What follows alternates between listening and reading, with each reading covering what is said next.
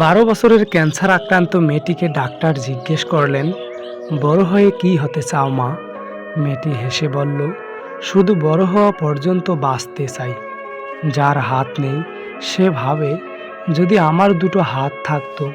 যার পা নেই তার একটাই স্বপ্ন, একদিন স্বাভাবিকভাবে হাঁটতে চাই। অন্ধের ইচ্ছা একটাবার পৃথিবীটাকে দেখতে চাই। বোবার আকাঙ্ক্ষা একটাবার কথা বলতে পারলেই হতো। আর আমরা সব কিছু পেয়ে বলি, ভালো লাগছে না, ডিপ্রেশন যাচ্ছে না। তুমি যে চোখে এই ভিডিওটা দেখছো, অনেকে সে চোখের আলোই পায়নি। তুমি খেতে পারছো, চলতে পারছো, কথা বলতে পারছো, এ সবই কারো স্বপ্ন।